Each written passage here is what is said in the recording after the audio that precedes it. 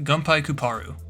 Gunpei Kuparu was an indie Filipino-American VTuber who debuted on September 11th, 2024, and was known to be a girlfriend experience VTuber. She would get involved in drama on November 24th, 2024, where she would make a post on Twitter about a user known as Kusa, an indie toy maker from Vietnam known for making handmade custom order plushies. She would accuse Kusa of being a scammer by alleging that he stole her character to make plushies without her permission, as well as making fun of his plushies for being quote-unquote Temu tier plushies. Kusa would later tweet out that he was commissioned to make these plushies by somebody else, and that he had no ill intent behind making and selling these plushies, to which a majority of people would agree and side with him, including prominent VTubers such as Bao and Pippa. With attempts from Gunpei to garner more sympathy by doubling down on her claims only making her reputation worse, her responses would get more unhinged as she would claim that she was getting quote-unquote raped by the VTubing community, likely as a way to garner more attention and engagement. This could be seen later on when Gunpei would attempt to promote her merch collab with Uwu Market by quote retweeting her original post, which would end up not even happening as Uwu Market terminated the collab due to the ongoing drama. While this would be one of the main reasons for her downfall, she would also face even more controversy stemming from her girlfriend experience side, where it would be found out that not only was Gunpei really unhinged, but would also end up being caught having an actual boyfriend, which, as a girlfriend experience VTuber, essentially killed Gunpei's career. There would even be an archive of various pics, photos, and audios from Gunpei, ranging from commissions to NSFW content. There will be a link to the archive in the description, but viewer discretion is 100% advised.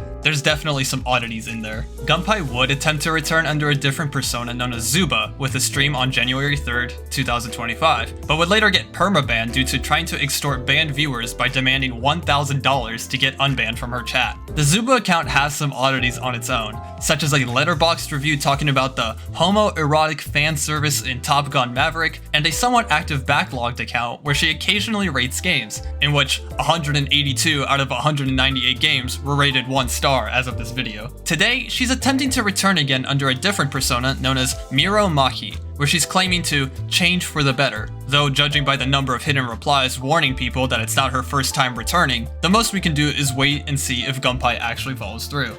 Amiralist Blue. Amiralist Blue was an indie UK VTuber who debuted on TikTok on February 13th, 2024, and YouTube and Twitch the next day. Now, while Amy was in Hyaxis during her career, there is a reason why I consider her an indie VTuber rather than a corpo VTuber. Amy wasn't well known at the time as she was just starting out as a VTuber, but would garner large attention on November 2nd, 2024, where she announced her graduation due to serious health complications. This would later be accompanied by a post on Reddit, where it would be announced by Hyaxis, managed by her cousin Maria, that Amy passed away due to a fatal heart attack. A Twitter thread would also be posted by Hyaxis that would explain more information. This would lead to many new and current fans expressing remorse for her passing, and her channel would gain a boost in following, nearly reaching 20,000 subscribers over the next few months. Her cousin would later post again on Reddit, venting about how Amy only became semi-viral due to her passing. She would go on to rant on Amy's Discord server, and would also make some odd remarks. This would have been the end of the story. However, on February 23rd, 2025, Amy would upload on her YouTube channel, announcing that while she may be known as the girl who died back in November, she did not in fact die, but miraculously survived her heart attack, and that her friends, out of concern due to the lack of contact from Amy, made the claim that she died. She would be welcomed back with open arms and would be an inspiration to those who are battling with chronic illnesses. Her success would continue to grow, until on February 28th, 2025, a video by the name of The VTuber That Faked Her Death, Amaryllis Blue, would be posted, going into detail about 2 main points. The first one being that her old agency, Hyaxis, was comprised of 4 talents who were all voiced by Amy, and therefore being the exact same person. The second one being that during her 3-month quote-unquote death, she created another agency with their own talents that were also voiced by Amy. Initially, this video wouldn't garner traction whatsoever. However, eventually, this would start the rabbit hole of oddities and suspicions towards Amy's identity as a whole. Amy would try to defend these allegations by posting clips and pics that would supposedly prove her genmates were different people. However, upon further analysis of her voice, singing, and even laugh patterns by her community, as well as her own slip-ups that she made, things weren't adding up, and people were starting to piece things together. She would end up graduating a second time on March 4th, 2025, after her claimed suicide attempt. This would get questioned by her community, as she would still be posting on YouTube and Twitter despite her claiming in DMs that she was deeply medicated and wasn't in the right mind to talk and make decisions. In the community's eyes, this would be the final nail on the coffin. Two of her mods, Ultra and Spectre, would confront Amy by trying to reach out to both her main account and other talent, Kimari Momiro, which the mods concluded that Momiro was also an alt account for Amy. The two would try and start a call to talk about Amy and her other accounts, but would get deflected in the process. Spectre would continue to push for some form of answers and simply wanted to hear an apology for the whole controversy, but would only be met with more deflection and eventually resignation. The two would announce and discuss Amy's deception in massive detail over a Discord call. Amy would eventually admit to some of her lies, such as her fake agency, and posted a Google Doc detailing her side of the whole debacle. A few days later, her ex-mod Ultra would provide clarification on Amy's mental well-being and an update on Amy's return, stating that while he highly recommended Amy to come clean about her new identity, Amy chose to remain quiet for the sake of keeping drama away from her new persona. In the end, Amy may or may not be still active under a new identity to this day, though it isn't clear who she really is. Amy's YouTube and Twitter would be deleted, her Twitch account is still up but abandoned, and her TikTok is still up with her old posts still remaining. Whether she's approved as a person or not with her new identity is something that we can only guess. Sinder. Sinder was an indie American VTuber who debuted on June 25th, 2022, and was one of the top indie VTubers on Twitch, peaking around 350,000 followers. She would get involved in a massive controversy on April 26, 2025, when Nanolys, the artist for Sinder's models, posted a 17-page document going over her experiences with Sinder and her manager, Redacted. The document would go over a lot of information, with various screenshots showing the two slandering other VTubers such as Bao, attempting to force exclusivity by forcing Nano to not take any other clients other than Sinder, dragging Nano into drama with other VTubers while guilt-tripping her, and manipulating Nano in the name of their actions being, quote, simply business. Sinder would go on to post a statement later that day, announcing that she would remove Red from his management position and state a brief apology. And that's it. This would get massive backlash from the community, and would even get called out by Vampeach's VT, that Red was Sinder's boyfriend and that trying to shift all the blame onto Red when both were responsible is not the brightest move. A small document by Rain Does Stuff would be posted after this response, where Rain goes over his experiences with Sinder prior to her debut.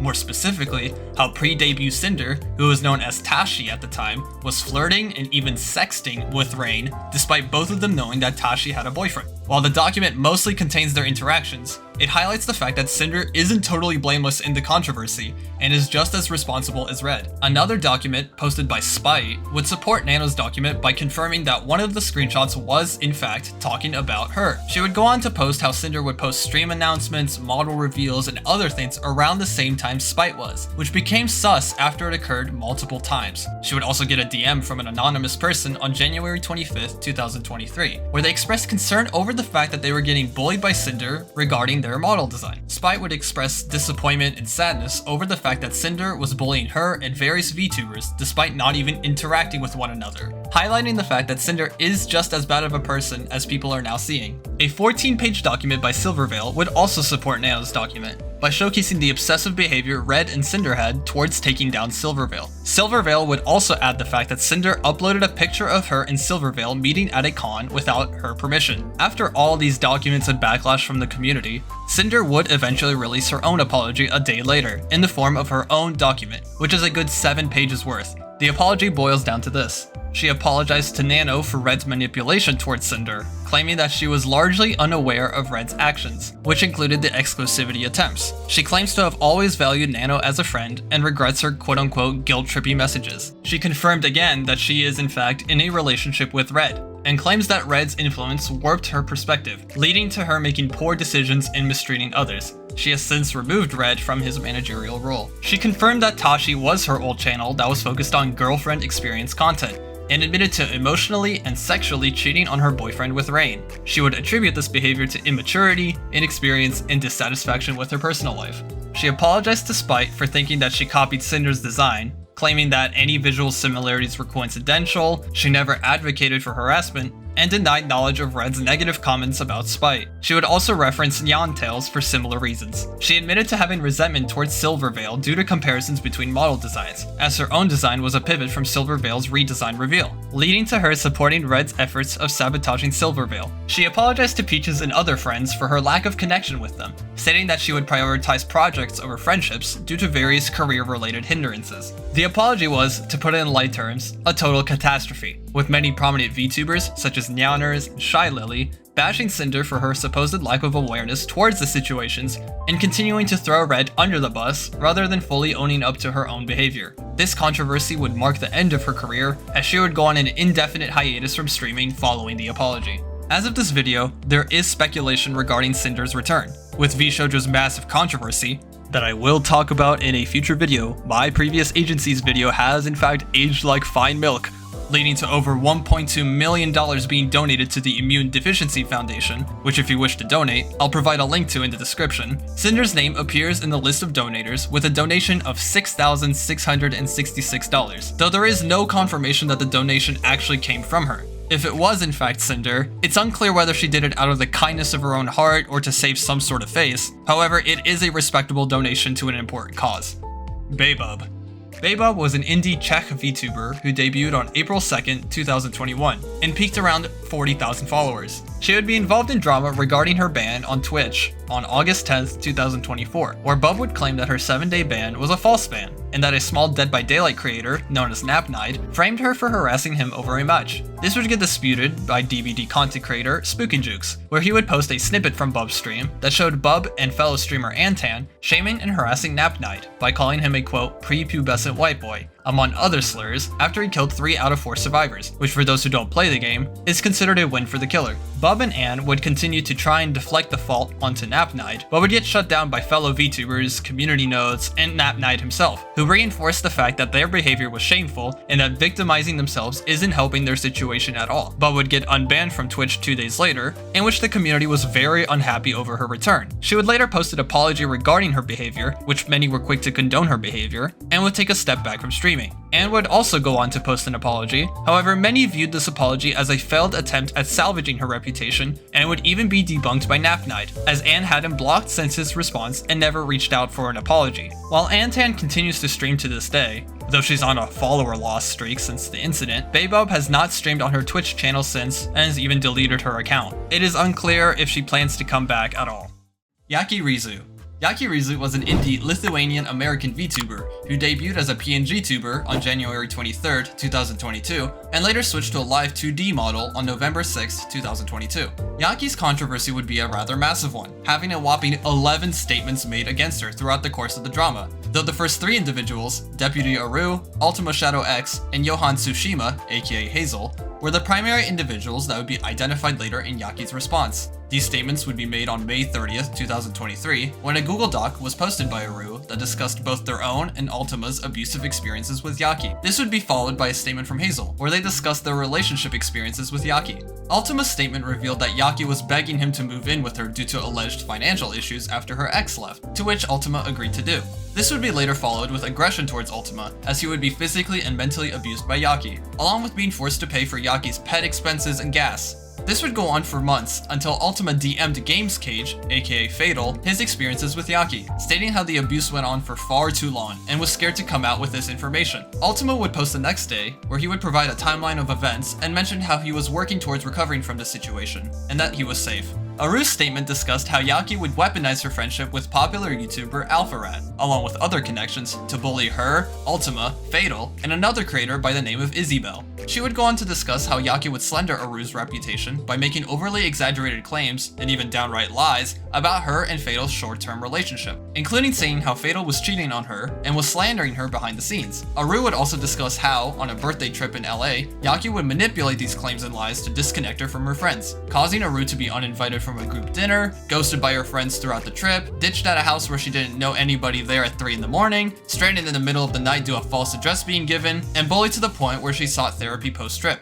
She would discuss with AlphaRat about this after her trip, to which he was very shocked to hear the information, and clarified that some of these statements ended up being twisted, and that, while he was initially surprised at her sudden friendliness, he had no issues with Aru at all, and apologized that she had to go through all of this stuff. The two would clear the tension and move forward as friends. Hazel's statement expressed total support for Ultima and anybody else impacted by Yaki by discussing their personal relationship experiences they had living with Yaki from 2018 to 2021. They would highlight the abusive nature Yaki had during the relationship, as she would become more and more controlling of their life and finances over time, especially since they were the main source of income out of the two. Yaki's abuse would get worse the more she grew on Twitch, which led to Hazel breaking up with her. Yaki would begin dating a Twitch mod by the name of Ruby, and would start physically abusing Hazel and even locking them out of the house. This would lead to Hazel's self-deletion attempt through sodium nitrate on May 12, 2020, and would get hospitalized as a result. After the release the next day, only for Yaki to claim that it was just a panic attack, Hazel would move out on June 11th, taking their cat with them due to Yaki's abuse towards the cat. Yaki would post a response document the next day, where it contains 14 pages of attempted clarifications,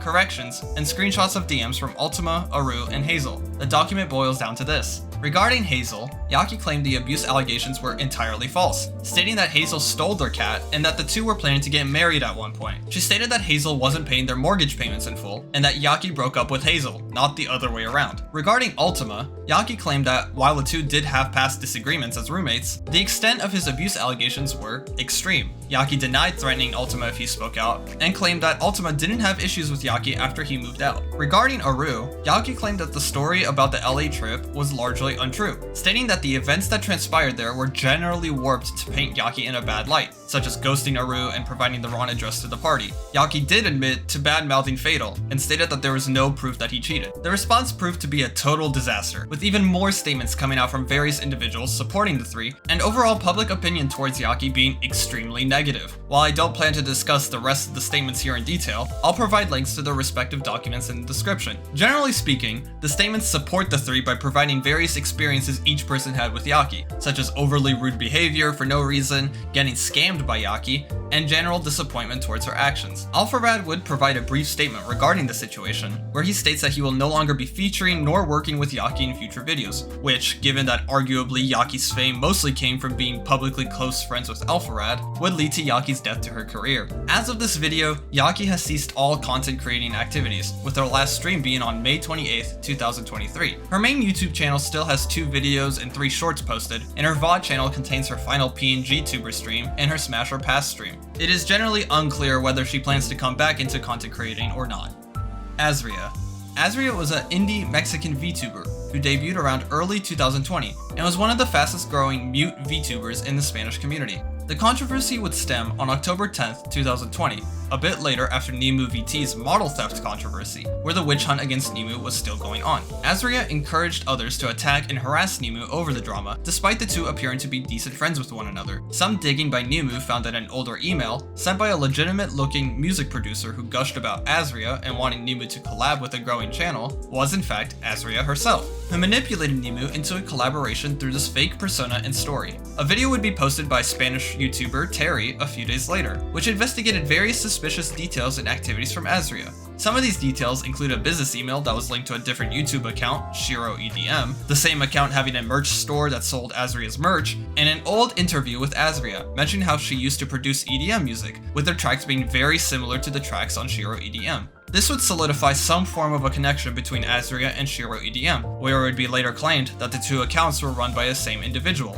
a male. With pressure increasing due to Azria's story of being in a car crash not adding up, as she would often mix up the age in which she was involved in this crash, Azria would attempt to do a face reveal to avoid further suspicions. This ended up succeeding, for a little bit, as it would turn out that Azria had a friend to pretend to be her, to which after finding out about the Azria controversy, they allegedly exposed her to her online boyfriend, who went public about this information. Azria would eventually post a response on October 15th of the same year, where she would confess to various lies about her identities and actions. Attempts to come back would happen several times, both through VTuber and IRL personas, but it would fail on numerous occasions. He would later join a VTubing agency by the name of Uwu TV under Koro VN, but would get linked to his Azria controversy fairly quickly. As of this video, Azria hasn't made an attempt to come back to streaming, though it's not 100% sure if it will remain that way. Given his numerous attempts to come back in the past, there is always the possibility that he's either active now or will become active later. Nemu VT. Nemu VT, or Nemu Space Cat, was an indie Argentinian VTuber who debuted on February 13th, 2020 on Facebook Gaming, May 16th, 2020 on YouTube, and April 1st, 2021 on Twitch.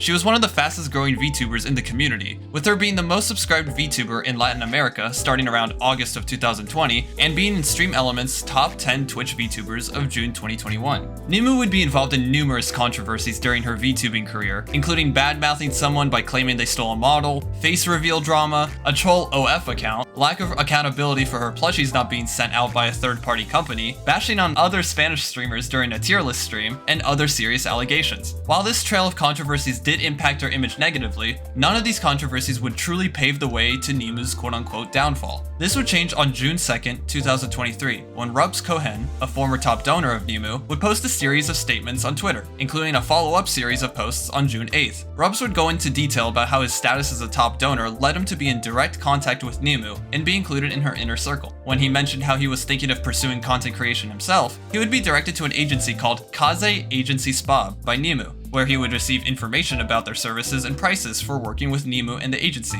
which would initially cost him about $28,000 USD before being lowered to $11,479 due to his top support. He would accept this offer and sign the contract, making payments on time. When his payments started failing due to PayPal flagging his large transactions, he would get pressured to find alternative methods or face massive penalties, despite him not receiving the majority of the services that were promised to him. When he tried to talk with a lawyer about this, it would be found that while the agency was a formally constituted legal entity, they did not have any employees nor carried out economic or corporate activity. When Rubs confronted Nimu and the agency, he offered to not go public about the situation if they simply refunded his last payment of $3,500, to which the two declined and refused to take responsibility, as they weren't sure that Rubs would actually remain quiet. Nimu offered Rubs more stream collabs as a form of compensation. However, Rubs was mentally done with the whole ordeal to the point where he tried to take his own life due to this betrayal. This would be the start of Nimu's slippery slope towards her rapid downfall. While this controversy didn't kill her career, she would later face serious allegations of faking physical abuse,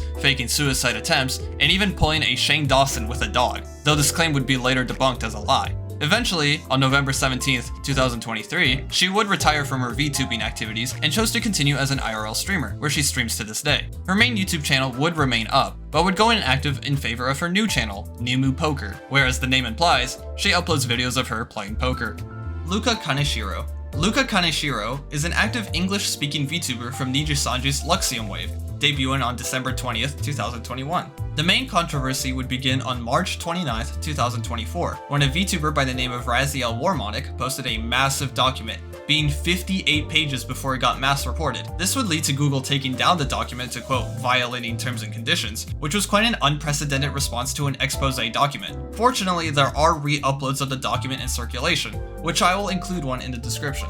The document covers a lot of things, but is split into several sections. Overall, the document's purpose was to showcase Raziel's experience and friendship with Luca pre-Nijisanji, who was known as Java, and into his Nijisanji career. In terms of her experience pre-Nijisanji, Raziel talked about meeting Java in VR chat around December of 2018, through a roleplay-oriented lobby hosted by Rolf Gator, where Java asked Rolf Gator if he could set up a character date with Raziel's character, to which the both of them agreed to do, as this was a popular form of roleplay at the time. Raziel would set firm boundaries about not actually dating after their character date, and Java would agree to them. The two would become close friends over time, and would reach a point where the two talked about their experiences of abuse, with Java talking about his abusive home situation at the time, and Raziel sharing her stories and how she dealt with those tough situations. It would take a turn for the worse, however, when Java admitted to touching himself to Raziel's voice, along with other obsessive behaviors down the line. He would also admit to struggling with respecting the LGBT community, through instances of harassment and fear towards members of that community. During the Nijisanji audition process,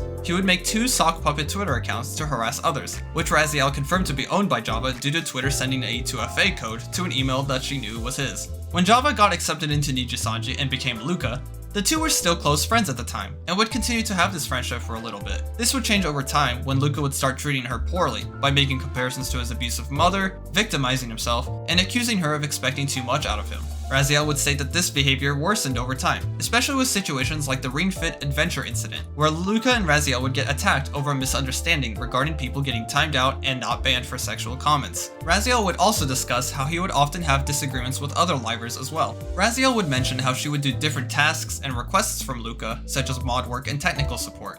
While she was credited for a few things, she claimed to not end up getting credit for a lot of the work she did, such as stream overlays, Minecraft builds, schedules, video scripts, handwritten messages, and other unmentioned works. She would also learn about internal affairs in any color, including the fact that Luca and the others weren't trained for public relations, and later on, her friendship with Luca became more toxic, with Luca telling more and more lies and becoming more aggressive towards her, and the two becoming codependent. Eventually, the friendship between the two would break apart, with Luca's most recent message asking for tax information.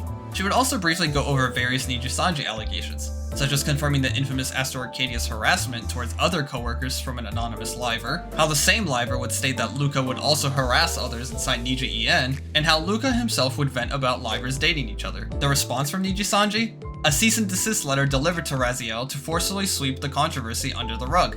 Luca would remain in his position and remains active as of this video, though would hold a partially stained reputation as a result of the document and Niji's removal of it. There is speculation whether the document was legitimate or just pure slander, and I'm not advocating for either side. However, given the time in which the controversy occurred, where Selen Tatsuki's termination happened the month prior, community members at the time would be skeptical of Nijisanji's current and future intentions regarding these types of incidents. The context. The document was published to Twitter by current indie VTuber Radioactive VT on August 6, 2025, with the doc being a whopping 93 pages in length. The document's main purpose was to discuss and speak out against indie VTuber Adora Bunny and their actions over the past 2 months in a VTuber group known as Project STEM, along with the events that occurred after Radia's departure. The document would be created by 3 individuals, Radia, Digital Vagrant, and Laserpig, and would primarily dive into Radia's past interactions with Adora. The writers alleged that Adora had the opportunity to discuss the situation with them in private and to make possible amends with Radia. However, Adora would refuse to do so and chose to openly deny any of her actions. The accusations. The writers of the document would list 15 bullet points of alleged actions and behaviors from Adora, some of which include, and I quote the following, casually doxing Radia's name, background, and personal information to multiple uninvolved third parties in pursuit of her slander campaign, demanding Radia take a forced break from streaming for an intentionally vague amount of time under threat of being thrown out of Project STEM, engaged in a sustained campaign of slander across the content sphere to countless content creators, both mutual friends and an unknown number of uninvolved parties, attempting to paint Radia as manipulative, greedy, content-rotted, and a compulsive liar that had falsified her entire history for malicious ends, accused Radia of falsifying her medical history for personal gain, accused Radia of falsifying her education and career for personal gain, accused Radia of money hoarding, and active denial of these actions and attempting to play the victim when third parties began to investigate outside of her ability to control them or threaten them. The doc included an additional 13 bullet points regarding the effects and consequences Radia had allegedly gone through as a result of the previously mentioned actions. The main idea of these bullet points was to show that Radia went through significant psychological abuse and anguish through the loss of her social network and friends, which led to her mental and physical health rapidly declining and a nearly successful suicide attempt as a result. The writers would also mention how there are likely more victims of Adora's alleged abuse. Project STEM. Project STEM is an indie VTuber group that was formed on May 18th, 2025 by Radia, Adora, and Pomato Master. While the group is relatively new and therefore does not have a major following on Twitter, the group did manage to secure a booth at a large convention, Anime North, and hosted a virtual meet and greet with the group members and some other indie VTubers. The relevancy of this comes in after their meet and greet event on May 23rd, when Adora would host an emergency meeting on the 27th and drag Radia and other members in. Allegedly, the call would be more of an interrogation of Radia's supposed lies and negativity, accusing her of things such as being a content thief and falsifying medical records for monetary gain, and were trying to force a hiatus on Radia. While the document doesn't have a recording or transcript of this call, the writers state that a third party would confirm the activities that occurred and how members of Project STEM, quote, privately recognized that the intervention had been a poor choice. A series of DMs between Radia and Adora would follow that contained more hostile demands, including a quote, full social cleanse and detox, and a detachment from streaming in general. Radia would be admitted to the hospital 4 days after her initial call with Adora, to which no members of the group would even check in on her, despite being made aware of the situation. Eventually, after pressure from Adora and a quote from Radia being taken very out of context, Radia would leave Project STEM on June 16th. A document would be forwarded to Radia's partner, Digital Vagrant, on May 29th, 2 days after the confrontation, where it would contain a list of accusations the group compiled against Radia, though the allegations wouldn't contain any hard evidence and would only have alleged personal accounts and claims. Vagrant would discuss his own experiences with Adora, where he would express suspicion and later on displeasure with Adora's hostile behavior, harsh actions towards Radia, and the lack of sympathy towards Radia's situation. Vagrant would cease all communications with members of Project Stim after Adora refused to apologize for her actions and dismissed Vagrant's points, stating that he was, quote, doing a misogyny. Around this time, a mutual friend of the three by the name of Laserpig would be partially involved, intending to act as a neutral third party. The slander and harassment campaign. The main crux of this document would focus on Adora's alleged campaign of slandering and harassing Radia over the next month, stating how Adora would continuously reach out to everyone who she could contact and attempt to discredit Radia. Through various statements of individuals who were willing to come out with information about this campaign, it would turn out that not only were the individuals confirming that the slander was taking place, but in less than 48 hours after Adora and Radia stopped talking to each other, Adora would allegedly dox Radia's IRL name to an anonymous user so they could search up Radia's LinkedIn page. Radia would attend Offkai from June 20th to the 22nd in hopes to reconnect with other friends due to the stressful nature of the situation, but would face more harassment from Adora's campaign and would be isolated as a result. Radia would be later contacted by Finari Mori, a Project Stim member who was involved in the initial confrontation, who would deeply apologize for her involvement and confirm that Adora's slander campaign was in fact happening. Adora would DM Radia on June 26th some form of apology around the same time, which in my opinion was a really bad attempt at an obligatory apology, and would lead to Radia confirming that Adora didn't intend to correct any damage that she did. Adora would announce a hiatus in June due to alleged poor mental health and needing to be a, quote, better person to those around me. Radia would make a statement on July 1st to explain her separation from Adora, only to be met with both private and public criticism from Adora the next day. It would also turn out that Alicia X Life, a friend of Adora, would post a statement condemning Radia's supposed immature behavior on her Discord server. Unfortunately, on July 12th, Radia would attempt to take her own life. It would take efforts from her roommate, partner, and the crisis hotline to prevent Radia's attempt from succeeding. The current state of affairs. The document states that Radia remains in a very negative mental state after everything that has happened, and lists 8 bullet points of lingering and recent effects Radia has been going through, which include, but are not limited to, a severely damaged support network that Radia struggles to reach out to, ongoing physical symptoms of extreme stress that may be permanent, a dangerously high level of expenses that accumulated due to slashed revenue, and returning bouts of suicidal ideation. Radia herself was able to discuss past negative treatment she faced from Adora, as well as able to discuss her current medical issues, more specifically how her gastrointestinal system cannot function without both medications and an enema known as smog, a fluid composed of 4 specific ingredients that act as, more or less, a strong and risky solution to bowel obstruction. She would also list some of her current health issues and showcase the large medical bills she has to pay on a regular basis. On July 30th, a phone call would be attempted between Adora and Radia, with Laserpig acting as a neutral third-party moderator. The hope was for the two of them to have some form of settlement between them, where the two would publicly come to an agreement and end the controversy there. However, after over 25 minutes of trying to get Adora to discuss how they want to move forward, they would be met with disinterest and denial until Radia and Laserpig gave up and left the call, sensing that there wouldn't be a constructive conversation. The aftermath. As of this video, various other individuals would speak out against Adora by highlighting their own experiences with her, ranging from just negative experiences with her in general to actually getting hurt by her. Alicia would make a post the same day calling Radia out by focusing on her part of the document, where she claimed that Radia was confirmed to be lying about Adora's hiatus reason, and that Radia's overall behavior regarding a chatter's behavior was, quote, gross ass behavior. This would be met with mixed opinions, with those in favor of Alicia agreeing with her claims, and those against Alicia stating that her post only paints her as someone who never read the document and is someone who is defending Adora's behavior. Pomato Master would post a brief statement on August 7th, stating that while they're not intending to defend Adora, Radia mischaracterized the events that transpired between her and Project Stim, and will provide more information and proof after her vacation. A user would point out a questionable repost done by Pomato, to which Pomato later undid. As of this video, Adora did put out a small statement on August 6th regarding her upcoming response to Radia's document, stating that it was a mutual hurting, and how she'll post a defense with receipts in roughly a week. While we can't theory craft what will happen during the next few days, it's important to realize that we shouldn't condemn any individuals mentioned in this video and outside of it, as we need to hear from both sides.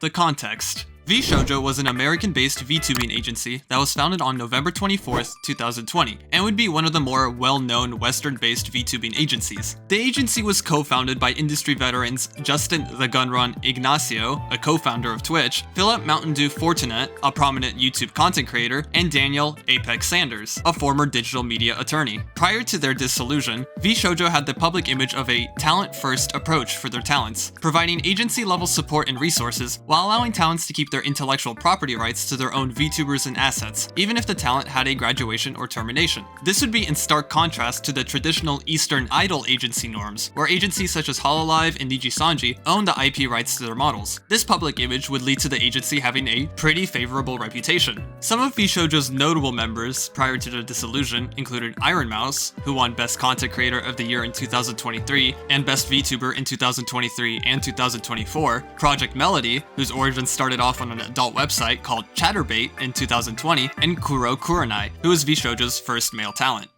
The early drama. Prior to the main controversy that would lead to VShojo's collapse, the agency faced a few instances early on that could have led to an even earlier dissolution of VShojo. The two main incidents were the Nux Taku controversy and the Hogwarts Legacy controversy. The Nux Taku controversy started around October 20th, 2021, when Nux would post a tweet stating that there was an individual trying to dox and swat VTubers through a phishing campaign of impersonating VShojo through emails and a link to their own site, where it would be vshojo.org instead of the official domain of vshojo.com. This would lead to several individuals getting doxed and swatted, where, at the time, 2 people, including Nux, were known to be affected by this campaign, though Nux stated to have provided false information to the doxer. Nux would post a video covering the situation roughly a month later, where he went into detail about the campaign, the impact it had on one of the victims, Saki, and how 12 VTubers were doxed as a result of the impersonation. The video would end positively, with Nux reporting that the doxer was arrested as a result of his and VShojo's efforts. VShojo would express their support and gratitude for Nux's video and efforts through a Twitter post, and added that no talents were impacted by the phishing campaign and the false domain was taken down. While it had initial positive feedback, the majority of VShojo's main branch talent base would speak out against Nux and express disappointment towards Nux and his video for a few days, stating that they reached out to Nux and asked him, out of fear for their safety, to take down the video, but Nux chose not to until pressured to do so on November 24th, 2021. Nux would post a tweet longer on that day, apologizing for any stress that was caused by the video, but mainly focused on clarifying that VShojo was shown this video ahead of time and gave him the okay to publish it. He would also point out that he was part of a 4-hour-long conversation with VShojo's chief cybersecurity officer Phoenix, that included a VShojo executive, Gunrun, and one of the members of the group, who would later be accidentally revealed by Fruit to be Project Melody. A few hours later, VShojo would delete their previous Twitter post that praised Nux and posted a more negative statement towards Nux, which, along with taking back their endorsement, indirectly accused him of lying about information in the video, such as the details of the campaign and the number of individuals impacted. Nux would issue a formal apology on November 25th, 2021, where he would also include the group chat containing the previously mentioned individuals, VShojo's endorsement prior to its deletion, and screenshots of DMs between him and Phoenix that showed Phoenix being completely aware of the video's production and would ask Nux to make appropriate changes and additions when requested, to which Nux would agree to do. He would also state that his brother would be the only person who asked him to take the video down out of fear for Nux's safety. This would end up causing confusion within the community, as Melody publicly criticized Nux on a Twitter post for flagrantly disregarding our team's feelings and the facts our security department shared with him, despite Nux stating in a DM with Fruit that the team, which again included Melody, gave him the okay to publish the video after a few changes. As a result of the leaked DMs, Melody would soon delete her post criticizing Nux. Starting the next day, members of VShojo would start publishing apologies to Nux, where almost every talent that criticized him basically stated that both parties apologized to each other in private and wished to move on. The single exception to this was Melody, who never issued any public or private statements regarding the situation. Gunrun would issue an official statement as well, where he would state that while they don't condone Nux for his video, they claim to have never approved of the release of this video. This would be met with more questions and negativity towards VShojo, and by the end of the controversy, would lead to the agency being initially viewed as an unprofessional agency, rather than being a hopeful contender to the big-name agencies such as Hololive and Nijisanji. The Hogwarts Legacy controversy began around early 2023, roughly close to the game's release on February 10th, when a growing number of people in the gaming community openly expressed their negativity towards the game due to its affiliation with J.K. Rowling, who is known for their anti-trans stance as a self-proclaimed trans exclusionary radical feminist, or TERF for short. This negativity would move to include streamers who play the game, as they viewed those who bought the game of supporters of JK Rowling and their TERF opinions. This would end up leading to harassment towards streamers who streamed the game, which included a talent of VShojo, Silvervale, who underwent harassment and doxing from the extreme side of the anti-Rowling community. While most of VShojo's talent base and VShojo themselves were initially quiet, Iron Mouse would be one of the only talents who expressed support towards Silvervale. Fruit would post her own tweet encouraging people to be kind, and that she would donate $1 to a charity that supports gender-diverse children for every like on that tweet. However, people initially saw this as a subtle attack towards Silvervale, as she never expressed any support towards her and her situation. As previously mentioned, VShojo themselves were quiet about the situation,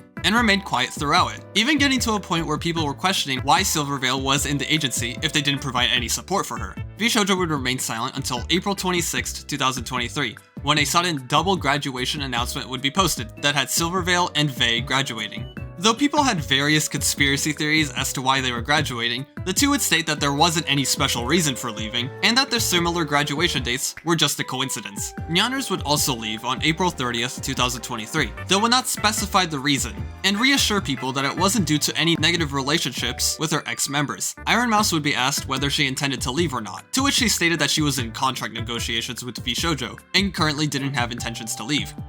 The eventual crash.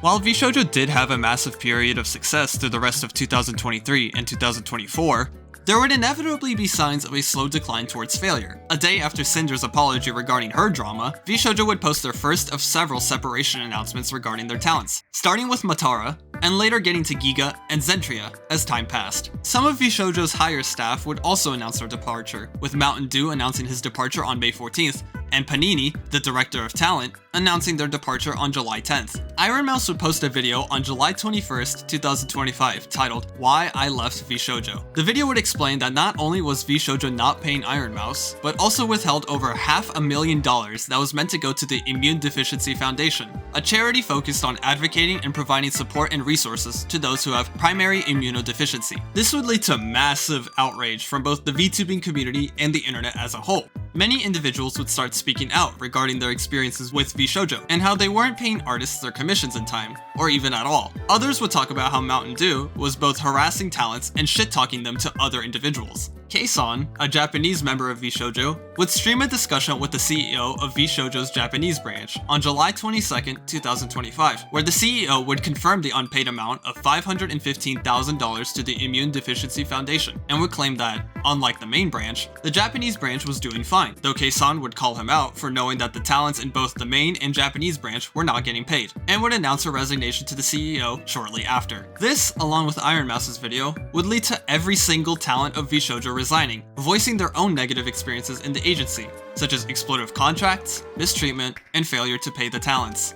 The VShojo responses. On July 24th, 2025, Gunrun would post an announcement that VShojo was shutting down, claiming that he wasn't initially aware of where the $515,000 was going, and spent some of it, as well as claiming that the agency didn't have money to operate on the model that VShojo was initially positively recognized for. Ex-talents would call him out on his supposed ignorance, with many questioning what happened to their $11 million that they raised, and community notes showing that Gunrun was completely aware of the $500,000 fund's purpose. Once NDAs began to expire over time, ex-talents such as Vey would post more detailed information regarding their negative experiences with VShojo, with Vey reinforcing the idea that she, along with other ex-talents, had very predatory contracts that would give unfavorable revenue splits, along with upper management being very toxic towards their talents. At one point, Mountain Dew would try to call Gunrun out for his mismanagement issues, but would quickly face similar backlash due to his involvement and his history of harassing talents. On August 26, 2025, Mountain Dew would post a Google Doc talking about his time at VShojo.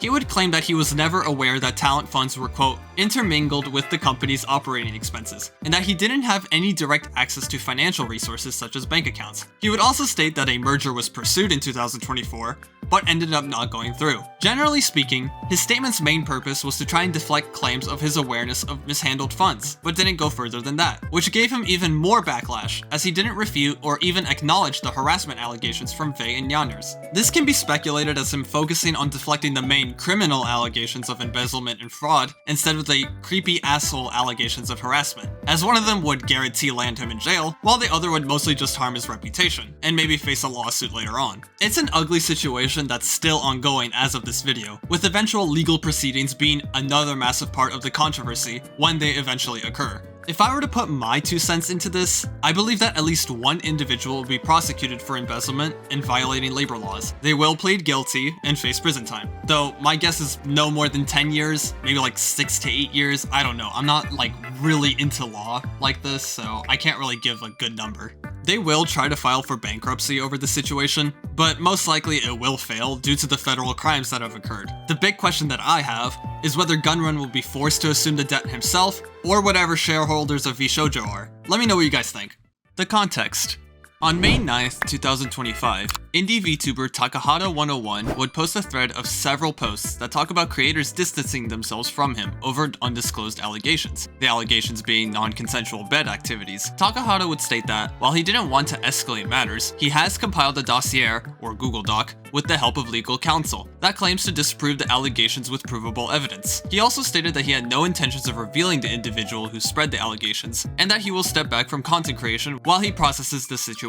On August 27th, 2025, indie VTuber Adora Bunny, a few weeks after her controversy, would make a vague statement about Takahata, where she said that she distanced himself from him due to the allegations. She would also announce her retirement from VTubing as a whole. Takahata would later post on September 7th, 2025, about trying to contact the individual through legal representatives in January of 2025, but never got any response from them, and thanked people for their support as he continues to handle the situation. Indie VTuber Alicia X Life would make a post against Takahata on September 9th, 2025, where she would claim that Takahata admitted to doing bed activities with a woman who was sedated, and had a caretaker due to her not mentally being able to care for herself. Alicia would state that she was given the okay by the individual to speak out, but would also state that she never talked to the individual directly to hear her story, which left people more confused rather than being angry towards Takahata. Roughly 2 hours later, Takahata would release his own statement regarding the situation through an 8-page Google Doc. The relationship. Before going into details about the situation itself, Takahata would explicitly defend the individual, who would be identified as Mistress Doom VT, or EJ, which is what I'll use for this video, by stating that while they may have been the source for the allegations and malicious rumors, he blames the people who took advantage of the dramatic nature of the situation rather than EJ herself. Takahata would discuss how he and EJ met, bonding with each other over time spent at a convention in Newcastle. The two would express their feelings to each other, and would begin an online relationship for some time, though communication would be on and off until November of 2019. The two would meet at a mutual friend's wedding, where the two spent time together that weekend. Takahata would break up with his current partner several months after the wedding to actively pursue a stronger relationship with EJ, where the two would get closer emotionally and intimately. It would get to a point where the two would pursue an actual romantic relationship through confessions, and would have this relationship for several years. The wavering signs. Takahata would book a flight in April of 2024 to see EJ around the end of August, and to potentially watch the All Elite Wrestling All-In event in London, which as the name implies, was a pay-per-view wrestling event. EJ expressed excitement leading up to the event, but would mention how she might not be able to go a few days before the trip due to medical issues with a pet. She would later state that she'd be able to come, but would end up not arriving due to her dog's ear infection and concern over being away from home, and asked Takahata to just come visit her instead. Takahata would state in the document that he was told about EJ's mental health issues, but didn't have knowledge as to whether these issues were severe in nature or not, so he was worried that EJ was just making excuses about her quote-unquote bubble nerves. EJ would later agree to come meet him in London, but would end up having high anxiety over being away from home for too long. The two hung out and went to a hotel room, where she reaffirmed to Takahata that she was not in the right headspace due to the travel anxiety, but would calm down once the traveling concluded. The two would hang out in the hotel room, where EJ would later joke about taking certain pills to live, but did not provide further information than that, and the two got more intimate as the night came. Takahata would state in the document that EJ didn't show signs of being uncomfortable with the intimacy, and consented to bed activities 3 times, with implications that everything was fine. The rapid collapse. The next day, EJ wanted to go home towards the end of the day due to her being away from home for too long, but reaffirmed Takahata that she was happy to see him. Takahata texted EJ after she left to make sure that she got home okay, and EJ would apologize for her anxiety getting the better of her during their time together. Later on, she texted Takahata saying that she'd prefer hanging out just as friends, and shared her history of abuse and trauma. Takahata stated in the document that he worried that he may have pushed EJ too far in getting her to come see him away from home. The next day, EJ sent a breakup message, to which Takahata expressed understanding and hoped that their friendship would still remain strong. The two would go to the AEW event as friends, but EJ would leave early due to her anxiety of being in a large crowd. EJ would invite him to hang out in her hometown with friends, but Takahata would express skepticism, especially since the plans would later change to them hanging out one-on-one, to which Takahata was not comfortable with doing and went home early. Takahata would state that EJ seemed supportive of this decision. However, once he got back home to Canada, he received a series of messages from EJ accusing him of sexual misconduct, claiming that during their bedtime activities, she was sedated and couldn't give consent. Takahata would state that he was shocked at this information, as he had no idea that the pills sedated her, given that she didn't clarify any additional information about them. Takahata would profusely apologize to her in response. His shock would only worsen when he found out that she was spreading these claims of sexual misconduct to their mutual friends and others, to which while others expressed support towards EJ, friends of Takahata were skeptical of EJ's claims and stuck with Takahata. The responses. The initial responses to Takahata's statement have been generally positive, with many expressing support for Takahata and wishing him the best on his legal battle and for his general well-being. Alicia's previous statement would start garnering more heavy backlash, as people would be quick to point out her allegedly cherry-picking details about the situation, with several individuals accusing her of clout chasing for the sake of extra attention. Roughly 3 hours after Takahata released his Google Doc, EJ would put out her own statement, with her caretaker Jimmy posting it on her behalf. EJ would claim that this situation is an active police investigation since August of 2024, and alleges that under the United Kingdom's Sexual Offences Amendment Act of 1992, Takahata violated UK law by publicly naming her. She also alleges that she never wanted this situation to go public, nor wanted people to know that she was a victim, and states that the people who claim to have known and spoken to her are lying. She states that she plans to post evidence when she can. This was met with generally negative responses, as while many people did agree that the case should have remained private, she was the one to initially tell others about her situation, who in turn posted about it in public. While it's very difficult for non-legal experts, such as myself, to properly determine whether Takahata violated the Amendment Act by posting his statement, Takahata previously stated that he worked with lawyers to write the document and gave him the okay to post it. Others would call her out for not responding to Takahata's lawyers and not wanting to provide her evidence when she had the opportunity to do so, calling it as a quote, take my word post rather than a proper statement. I would have been done with this video after that statement, but it turns out that the next day, EJ would post another statement about the situation without the usage of Jimmy. She would state that she cannot say or post anything about the situation until it was legally resolved, and reiterated that anybody who spoke publicly about the situation on her behalf didn't have her consent to do so. She stated that she will continue to create content as normal while she works with law enforcement, and wouldn't talk about the situation from now on. As of writing, no new responses have been posted, though will 100% change as time moves forward. Oni Melly. Oni Melly is an indie VTuber and artist who debuted on January 23rd, 2022. The controversy started on August 30th, 2025, when an artist known as Utainzi, I hope I'm pronouncing that right, posted a tweet advertising 2 model designs. Oni Melly would make a post on the same day, subtly calling the artist out for allegedly copying her own design. She would follow up with a more direct tweet, pointing out the supposed similarities between the designs, and claiming that it's, quote, so on the nose. People would get very confused as to why Melly was trying to call Utainzi out, as they claimed that not only were there substantial differences between the designs, but that Melly's design was very generic, and doesn't warrant a call-out post when it could have been resolved privately. Utainzi would post a few hours later after Melly's second tweet showing her inspiration behind the design, and would apologize for having some similarities. She would include a tweaked version of the original design, where she would make a few changes to make the design more original. She would also state that she wished this could have been resolved in DMs, rather than a public call-out post. The same day, on August 31st, 2025, Melly would make a rather odd post that didn't give people signs of her planning to take accountability. She would make another post a few hours later, where she would double down on the claims of a copied design, and stated that she didn't want to reach out to Utainzi in private because, quote, they made me feel uncomfy. This would lead to backlash from the community, as people would express both confusion and anger towards Melly for not apologizing to Utainzi and not being able to take criticism from the community. She would go silent from there until September 7th, 2025, where she claimed to have nearly made an attempt on her own life on September 1st. She stated that she should have reached out to Utainzi in private and plans to step away for some time, leaving her Twitter account to her friends. People would get more angry towards Melly, as not only would there be no mentions of a proper apology on that post, but the original call-out posts were still up, which led the community to believe that she was tripling down on her original claims. The post would give even more confusion to the community, as she would continue to post regularly on Twitter, after stating that that she would step away for some time. As of this video, she has streamed twice since her controversy, but is projected to lose more followers as time passes, according to Social Blade. Just like with anybody mentioned in these types of videos, don't go harassing Melly for this controversy, especially given that there are already people who are taking harassment towards Melly too far. Nachizu Miku.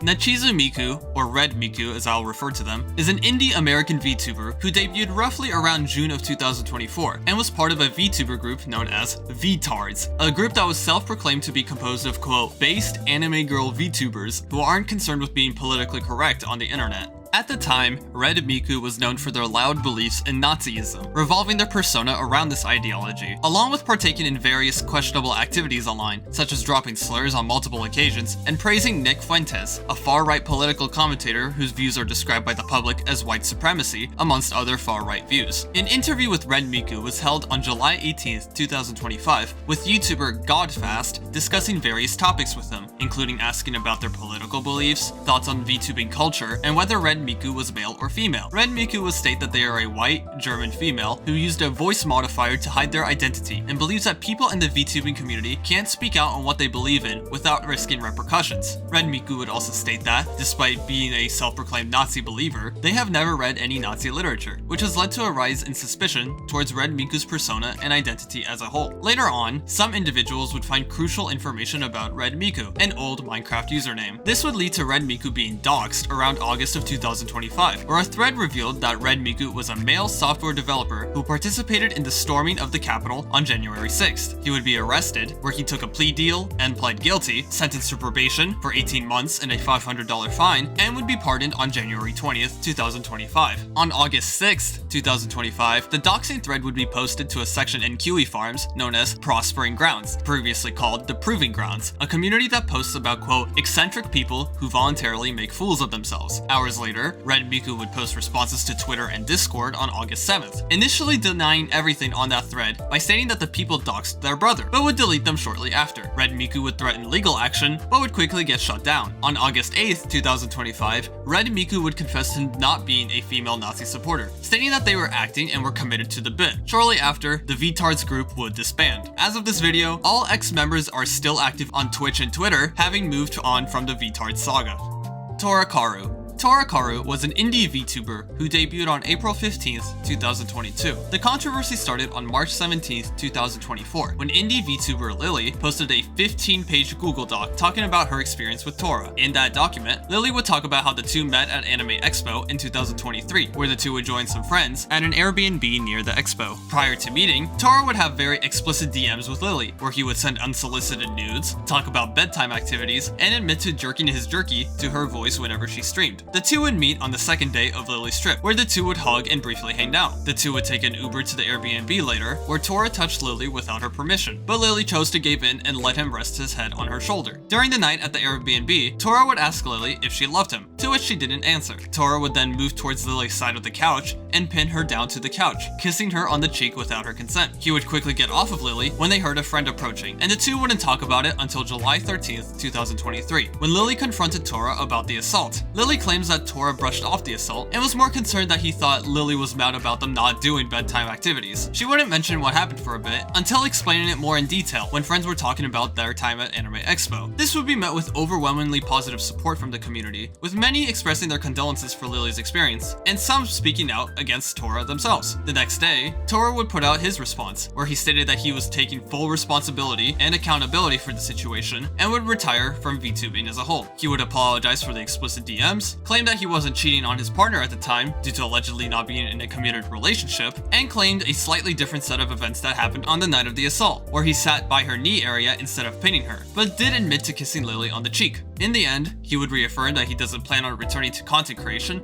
and offered to sell his assets to people who would use them. His partner, who I'll keep anonymous, would make a brief statement as well on the same day, trying to clarify the relationship status that Tora mentioned in his statement, express support for Lily, and would say that they plan to continue dating Tora despite their knowledge of Tora's assault. This would lead to people questioning Tora's partner, as they weren't directly involved in the situation, and expressing frustration that they still chose to date Tora despite expressing supposed support for Lily. As of this video, Tora has deleted their Twitter and YouTube accounts, but has left his Twitch account that has been purged still up.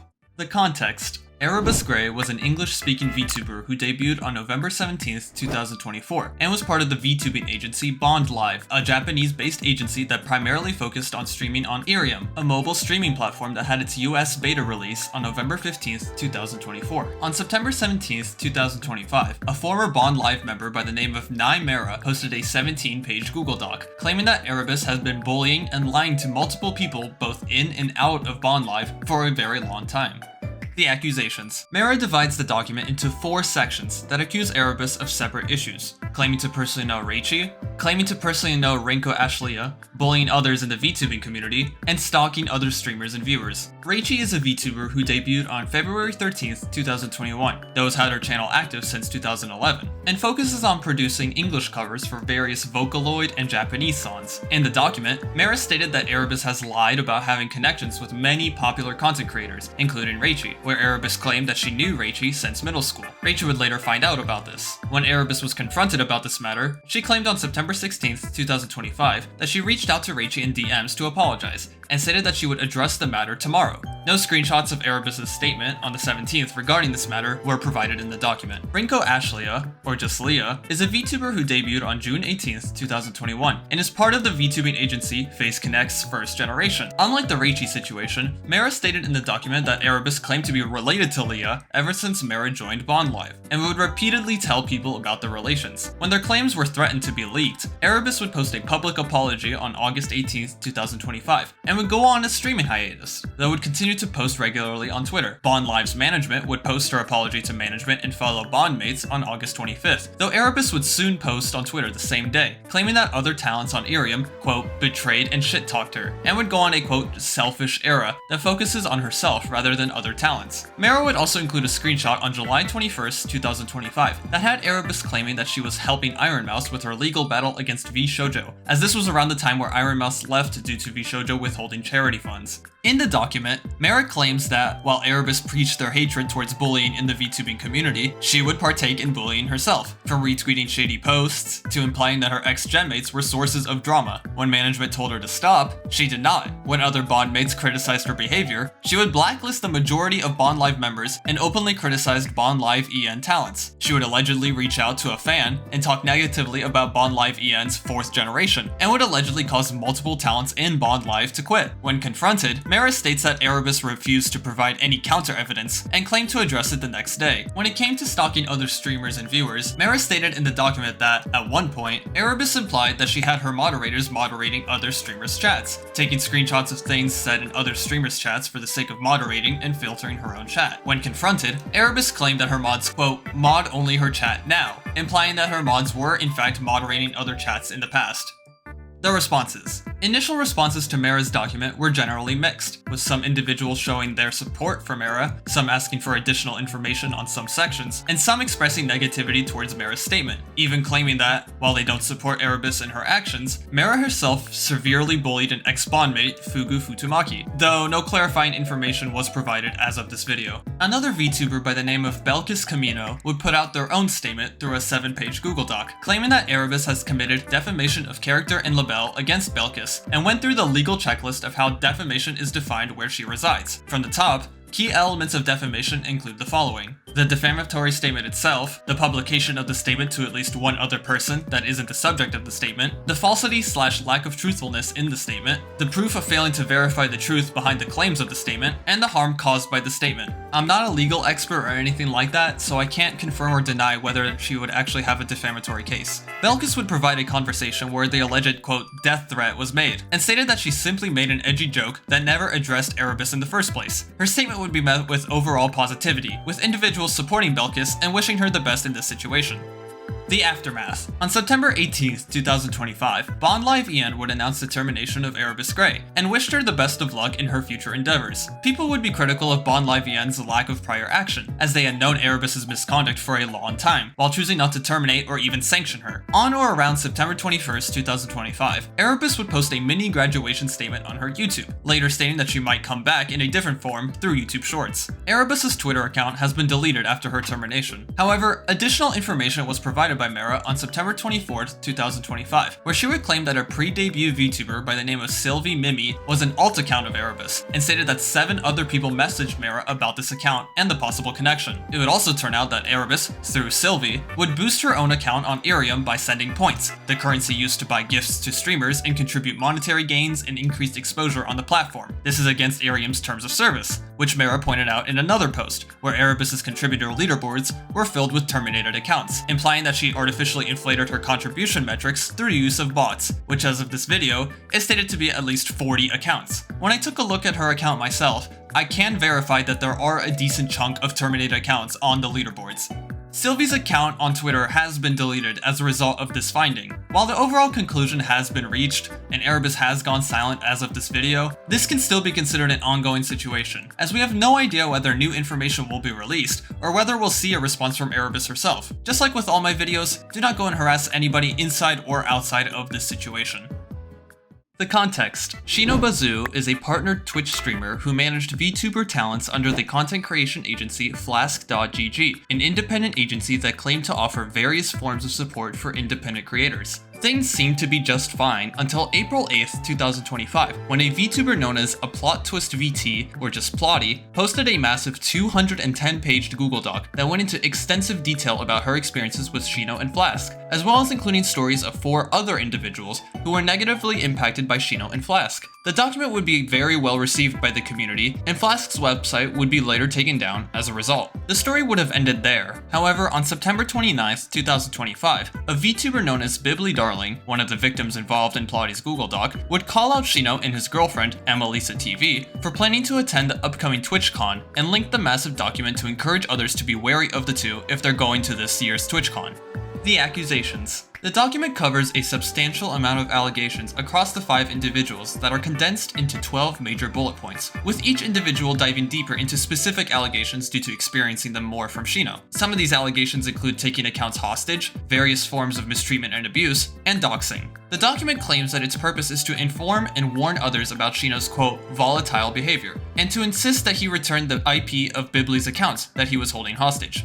The experiences. Plotty signed with Shino in December of 2023 for a month trial, to which she found it to be pretty successful. She would sign a 3-month contract with Shino afterwards, which would be followed by a longer contract that would expire at the end of January of 2025. Plotty would state that, apart from the long disappearances of Shino, things were relatively okay until October of 2024, where Shino would claim that, after Bibly's departure, Bibly was stealing money from him and talking badly about other talents, resulting in Shino taking control of her YouTube account and eventually deleting it. At the time of the document's publishing, Shino had full control of Bibly's business email, NSFW Twitter account, and TikTok account, and would refuse to hand them over. He would ask the talents to not speak to Bibly for, quote, our safety and his. Plotty would state that Shino would send screenshots of himself with groups of managers who supposedly looked up to him as some hero. This would be done whenever Plotty was, quote, misbehaving, implying that Shino could and would blacklist her from working with mutual friends or large creators if she left or argued with him. Plotty would talk about a large content server called VSMP, providing details on how she ran the server alone since its conception until approximately early 2024. She would state that, on February 9th, 2024, Shino would keep disturbing her work on VSMP throughout the day, and would later pull Plotty into a private call before her stream. The call would consist of Shino reprimanding her for not interacting with Emelisa's debut post, and accused Plotty of being a horrible person. When confronting him the next day, asking to respect her boundaries, he would get more defensive overall.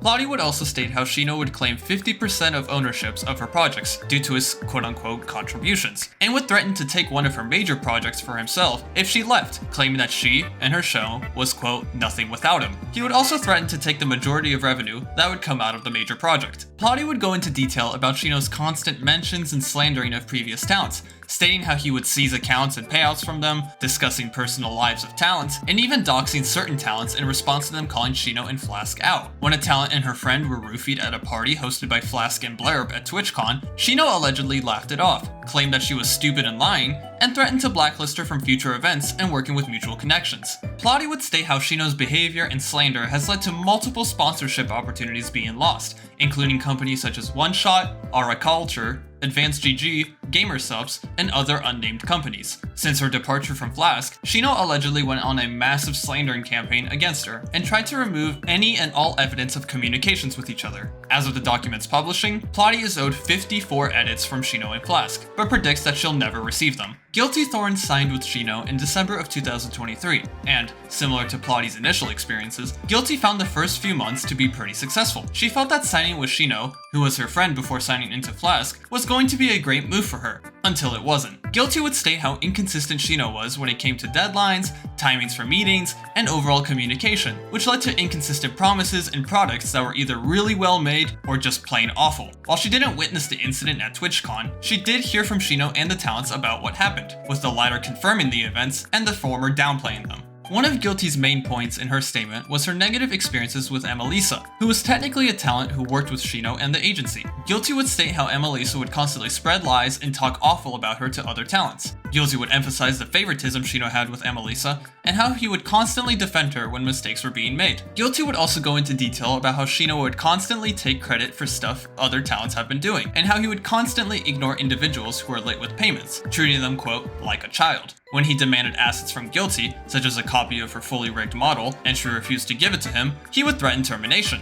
She would include a call of this confrontation. It isn't stated what, if anything, happened after Guilty's departure, but based on Plotty's post-departure experience, Guilty, just like the others, likely faced similar slander from Shino. Orkatsuki's statement is mostly comprised of screenshots between her and Shino across various instances, as well as additional information written by Plotty, including his refusal to provide a copy of Orca's contract that was never sent in the first place, refusing to proofread certain clauses in her contract, which was allegedly generated by ChatGPT, and his claims of Orca stealing money from Shino. The document claims that Shino bragged about blacklisting talents and sharing personal information about them to others, but stated that these were word of mouth rather than through text. Shino would start deleting messages between him and Orca, important documents, and a notebook server that was filled with ideas and references for Orca's streams. Ni's statement would start off with a brief summary that contained 10 bullet points of accusations. Some of these accusations include lack of communication, failing to meet contractual obligations, and various forms of mistreatment and abuse towards Ni. Ni met Shino through a mutual friend, as she was interested in the idea of being a talent for some independent agency that would hopefully have good management, unlike her previous 3 experiences. Just like with the others,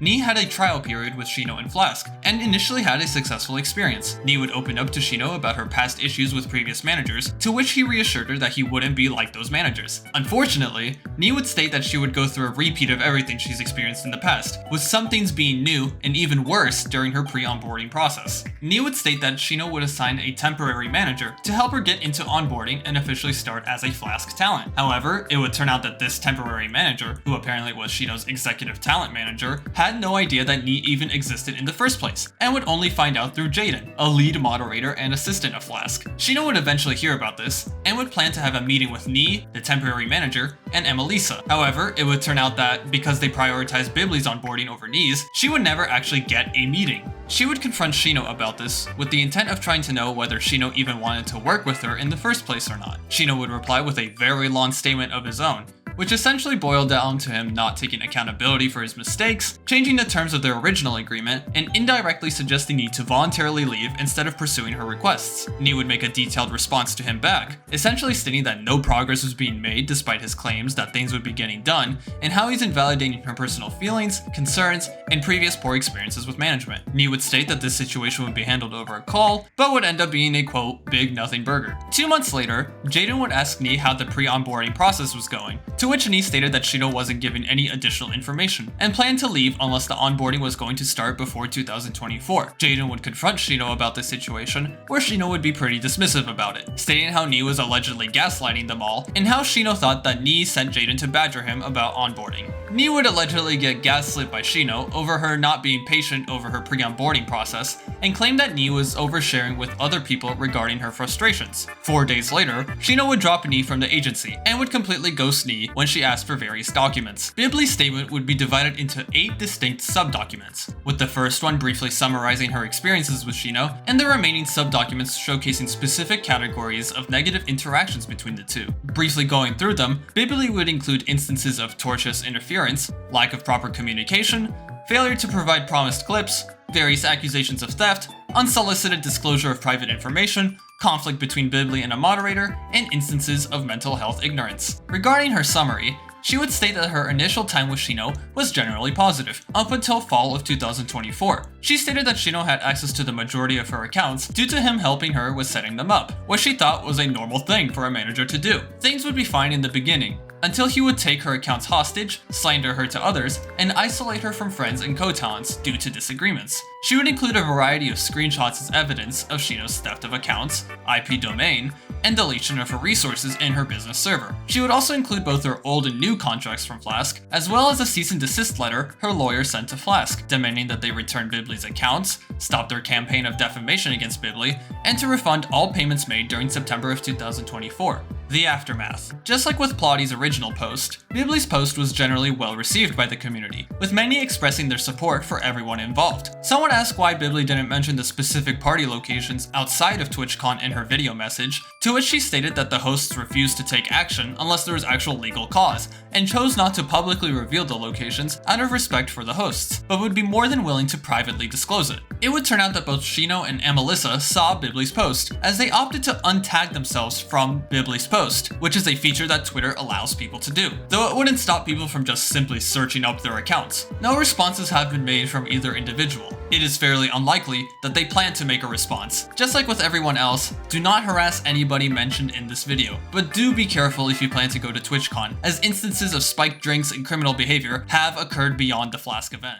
The context. Sinder is an indie American VTuber who debuted on June 25th, 2022, and was one of the top indie VTubers on Twitch, peaking at around 350,000 followers. She would get involved in a massive controversy on April 26th, 2025, when Nanolys, the artist for Sinder's models, posted a 17-page doc going over her experiences with Sinder and her manager Redacted. Following this document, several others would publish their own statements against Sinder, claiming that she was a massive manipulator who used everyone for the sake of her own growth. Sinder would fire Redacted the next day, and would post her apology statement following that. Sinder remained offline since the incident. However, on October 7th, 2025, Sinder would post a massive 1,000-page Google Doc on Twitter, stating that the individuals who accused her back in April were all lying.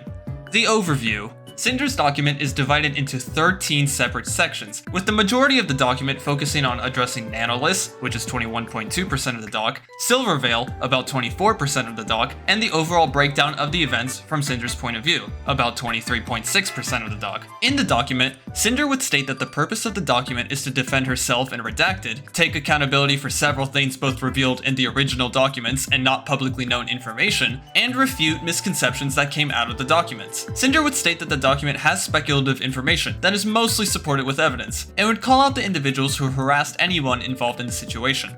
The accusations. Sinder would explicitly call out 3 individuals for being the main perpetrators of the controversy. Nanolys for allegedly spreading significant slander and misinformation regarding her experience with Redacted, Shy Lily for allegedly, quote, orchestrating things behind the scenes and public manipulation, and Silverveil for allegedly lying about all of their interactions with Sinder. She would state that out of everyone involved in this situation, those 3 had the most to gain from Sinder's cancellation.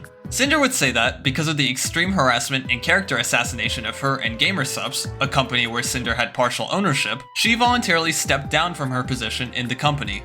The arguments. Sinder would start her arguments by discussing her status with Redacted, stating that the two of them co-wrote the document. She would explicitly say that the two of them are still together after spending time apart, mentioning that, while she cheated on Red online and painted Red in a negative light in her first apology doc, where she would claim that she was blindsided by her friends and essentially forced her to publicly call Red out, the two are able to make amends after their time apart, and are actively together again, claiming that the two have had communication problems for a while that have improved over time, and moved past the problems the two had in the past. She would mention how she lived with Red and his family from summer of 2022 to the end of February of 2025, but moved out after having consistent streaming issues involving her setup. She would also state that Red would continue to work with Sinder as her manager, though would no longer handle work-related communications on her behalf, and would plan to delete the original tweet where she announced that Red was fired. She would also list a few things that Red allegedly hid from Sinder, which primarily consisted of communications with the 3 main perpetrators, Bao, Cotton, and other anonymous individuals. Sinder would move on to discuss the contents of her apology doc, primarily focusing on correcting statements made towards Red and her friends in that doc,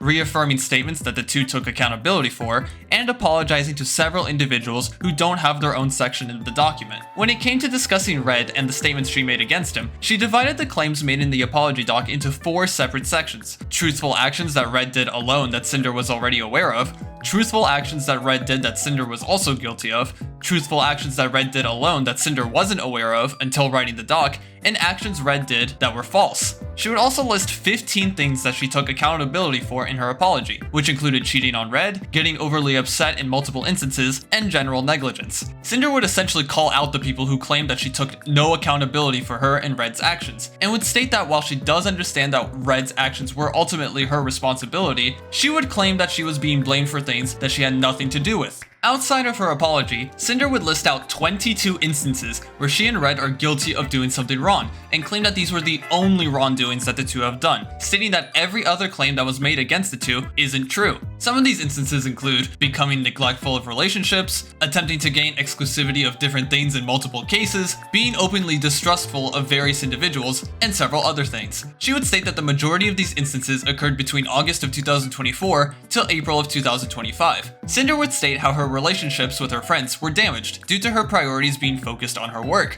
and would apologize to them for neglecting them over the course of 2024. She would try to refute the claims that she was just using her friends for her own benefit by showcasing pictures of cosplay items that she created for some of her friends, and would state that her friendships were real and not stepping stones for her career. She would talk about how she and Red would dedicate an unhealthy amount of time towards her work, to the point where work was being done almost 24/7. Sinder would claim that the money wasn't their driving force for their work, but rather an indicator of success, but did acknowledge an instance where the claims of her being, quote, money hungry would be the strongest, as the instance involved an intermission on one of her model debut lore videos that required viewers to donate bits in order for the intermission to end. However, she would state that the motivation behind this wasn't to garner monetary gains, but to implement interactivity into the debut. She would briefly go over a section in her apology regarding how she viewed her friends as competition, stating that Red was the driving force behind this narrative. Red would pitch in with his own mini statement where he would state that, quote, everyone was competition. While Red would state that the competitive mindset wasn't an excuse to hurt other creators, he would state that he did view Silverveil, Bao, and Shy Lily in a negative light, and saw them as, quote, direct competition in the negative sense. Sinder would go on to briefly apologize to 3 individuals in this section that didn't have enough to talk about in their own respective sections. With Tricky, Sinder would apologize to her for ditching her during a trip to Japan, where the two in Red were planning to go to the Godzilla store, but ended up going there without Tricky due to her being asleep. With Cottontail, she would apologize for avoiding her due to a situation that Sinder didn't have any involvement in.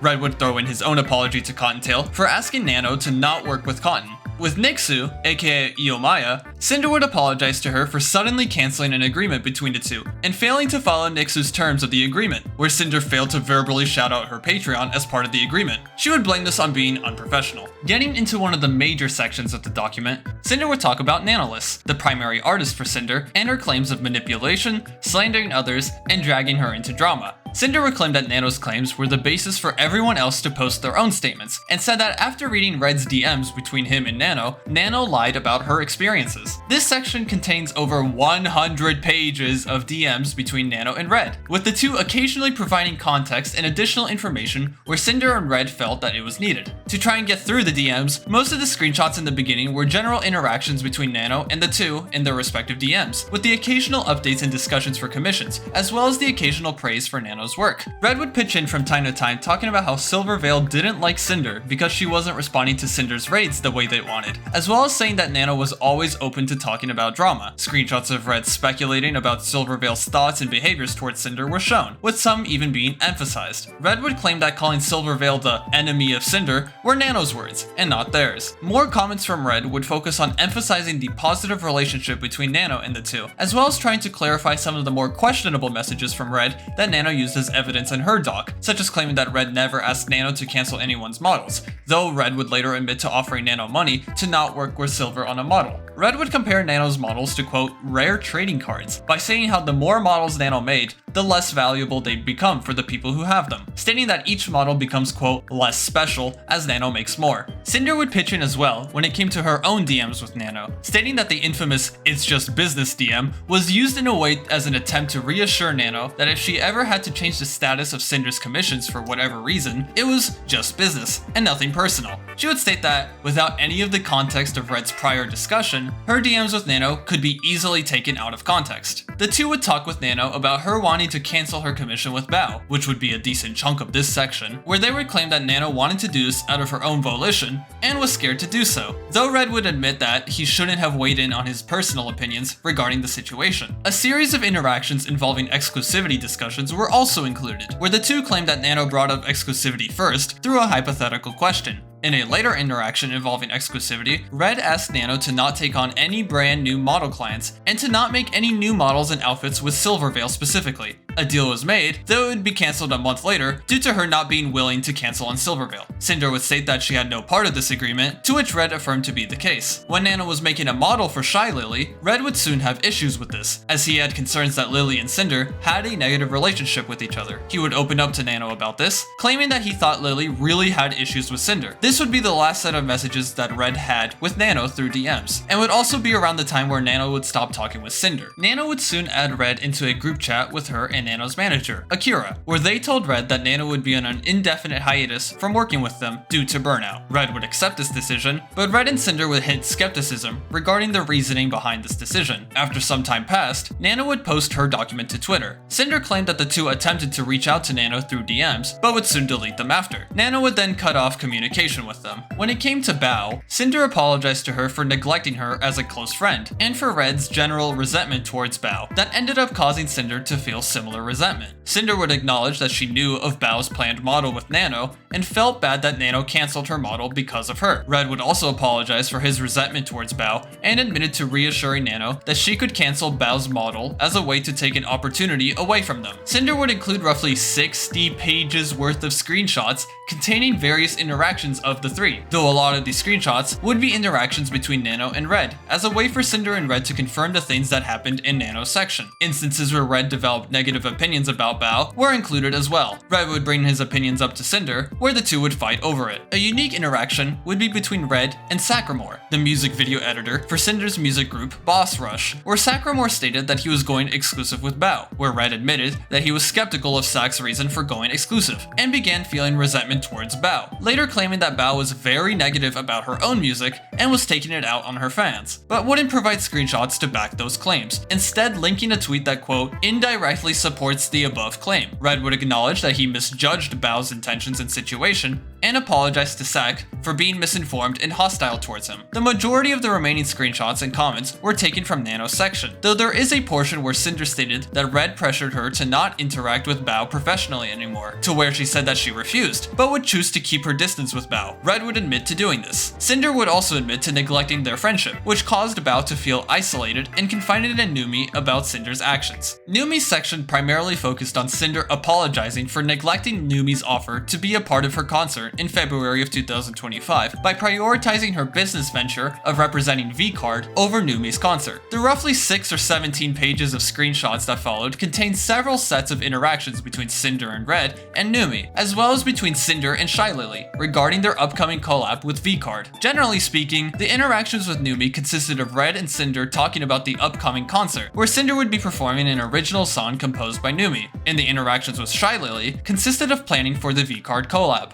Sinder would end up choosing to focus on the V-Card collab and her position as a part owner of Gamersubs, and would end up turning down Numi's request in a convoluted manner. This would lead to Numi confronting Sinder about it, to which Sinder apologized to her about the miscommunication. Numi would accept Sinder's apology. Sinder would be able to attend Numi's concert as a viewer, and told Numi that she would be at her next concerts, though it ended up not happening due to the controversy. Shy Lily's section focused on talking about her response to Sinder's apology. Sinder would state that Lily was the first person Nano reached out to about this controversy, and claimed that Lily orchestrated the collaborative effort of canceling her, with her response being the final nail in Sinder's coffin. The following roughly 12 to 13 pages of screenshots discussed Sinder's interactions with Shy Lily, specifically their V-Card collab, as well as previously mentioned information from the previous sections again. Regarding the V-Card collab, Sinder admitted that she leaked information about V-Card ahead of the release date, with some of that information being completely incorrect. Shy Lily would be openly annoyed about this happening, and stated in her stream that, while she won't say who leaked the information, official sources were the only ones that had the correct information about VCard, with Sinder claiming that Shy Lily stated that Sinder wasn't an official source of information, despite her having the information and being a partial owner of Gamersubs. Sinder would apologize to Lily about the leaked information, to which Lily accepted at the time. The two wouldn't directly talk to each other for some time, until Sinder offered to play Split Fiction with Lily, to which she rejected. The last DMs between the two would involve troubleshooting OBS. Sinder would state that Shy Lily would never greet or thank her for 2 of the raids she did. From there, the majority of information was taken from Nano's section, though it would include an interaction between her and Boska about Shy Lily's lack of communication, to which Boska stated that Shy Lily only used Discord for business purposes. Sinder would send a message 5 days prior to the documents being published, to which she would get ghosted. The second largest section in Sinder's document talked about the individuals who were involved in canceling Sinder, which Sinder claimed to be 12 different people, though she suspected that more people had some form of involvement. Sinder would emphasize Shy Lily's involvement in this section, as she claimed that Shy Lily manipulated Nano into believing that Sinder and Red were manipulating her, leading to Nano's doc being made and published. It's in this section where the majority of comments made in the entire document were labeled as speculative. Sinder would provide a 17-day timeline that discussed the events that happened between April 11th and April 28th, 2025, where Sinder would source previous sections and VODs to provide a general overview of the events, while also providing speculative comments regarding the details, such as potential events that may have transpired, whether Nano's manager was actually her manager, and whether Nano's screenshots of DMs were taken in different time zones or not, though Sinder feels more confident in the last matter. Sinder continues this section by beginning her dissection of the documents with Nano's doc, already ripping into Nano's first sentence with 4 separate paragraphs. Generally speaking, Sinder is refuting Nano's claims of manipulation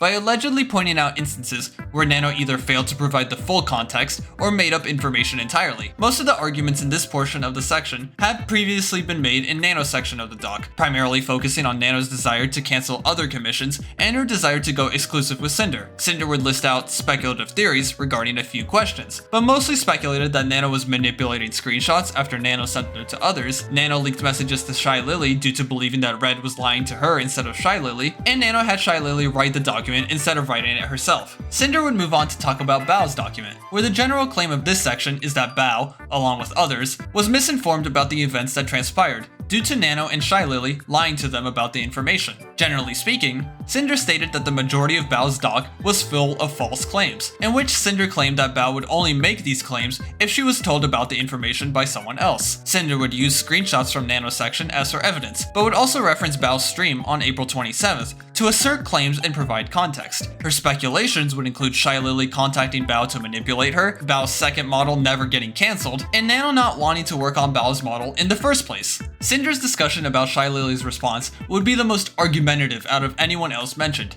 as Sinder believed that Lily's response was what cancelled Sinder in the first place. Generally speaking, Sinder mostly focused on refuting claims of choosing business over friends for the sake of money and slandering others, though would make some choice words towards the end. Unlike the previous breakdowns, Sinder would only use around 7 unique screenshots as evidence for her claims against Lily's response tweet, choosing to emphasize her personal experience and thoughts. When it came to Shy Lily's response stream, Sinder would go into extensive detail, with this portion taking up the majority of the section alone. If we ignore the number of times she just says petty, which is 7, Sinder's main points were that Lily dodged collab opportunities and DMs out of her own volition, rather than avoiding problematic situations, deflected problematic things that she allegedly did, as well as Sinder claiming that Lily admitted to, quote, everything she claimed was slander and manipulation that turned Nano against me in the first place. When it came to the speculations, Sinder claimed that Shy Lily did this out of envy and gained a lot out of lying. Lily encouraged Nano to lie in her doc, and Lily would manipulate Nano and others to push her narrative. She would make 3 different conclusions in this section. With the general conclusion,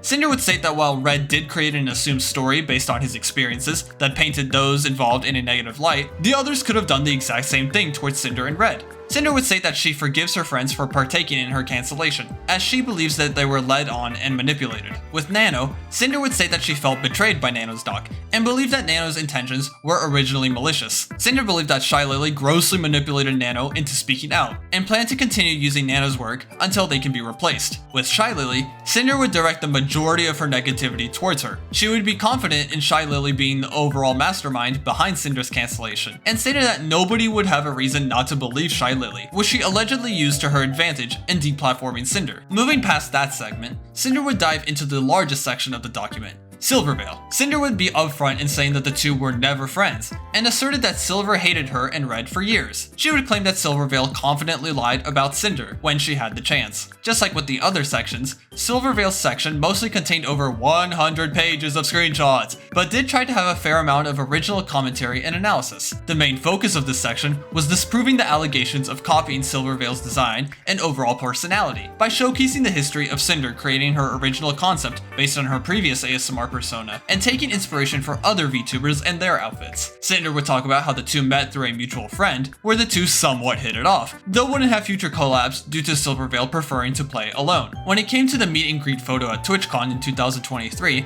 Sinder would state that the photo wasn't planned, and was taken by Red without her or Silvervale's knowledge. She would also include a series of attempted interactions with Silvervale through DMs, however, most would be met with silence. Sinder would also talk about how some of Silver's Twitch moderators reached out to Red and applied to be part of Cinder's moderation team. Although the main moderator in question asked Red to keep their DMs private, Red would put up the DMs up into the doc. It's through these DMs that Sinder would find out about Silver blacklisting Cinder's emotes in her chat, and eventually, Cinder's name as well. When Sinder talked about Silver's statement, Sinder stated that Silver only knew what information Nano shared, and claimed that she only agreed with the narrative that the others decided upon by emphasizing Silver's apparent negative feelings towards Sinder. When Silver made additional statements on streams like the others, Sinder would use roughly 30 pages of this section to try and refute the statements made. Most of the rebuttals focused on Sinder claiming that Silver didn't tell her to go away when she felt annoyed towards her, and blamed Sinder for all of her failures. In her conclusion, Sinder would state that Silver is a quote master emotional manipulator,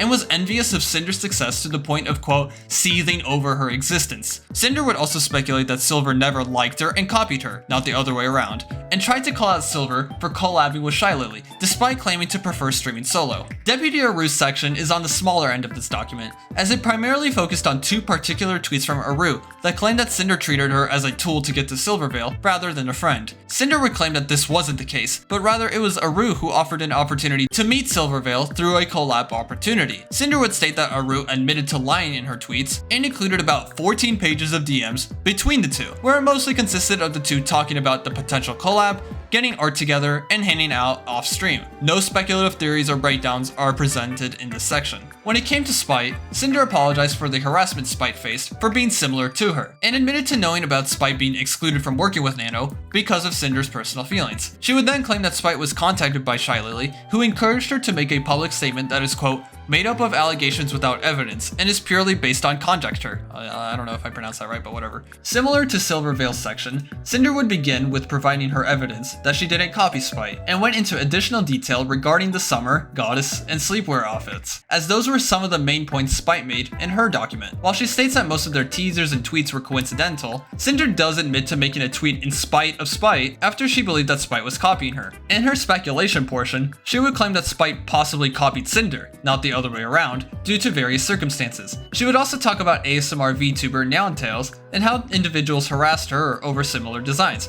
though wouldn't mention how she liked one of the individual's tweets, and would state that the two resolved their issues. She would conclude with a statement about VTuber designs and the general idea of copying others, stating that she grew to be less concerned with others taking inspiration from her design, specifically the fire inside her ears. After her breakdowns and decoding of the previously mentioned individuals, Cinder would issue a formal apology to her community, stating that she regretted disappearing with a poorly made statement and wished her community the best in the future. Red would also throw in a brief apology of his own. Cinder would also call out the individuals who harassed others for the sake of defending her, stating that they are disgusting people who don't belong in her community, and apologize to those who were impacted by the mentioned individuals. To conclude the doc, Cinder stated that she plans to come back as Cinder in the near future, and is excited to get back into content creation. The responses. Generally speaking, the responses have been very mixed, with a spectrum of positive and negative tweets being made commenting on Cinder's doc. The general pattern of responses are the following. Cinder is still to blame for everything. Cinder is more at fault, but others have some fault.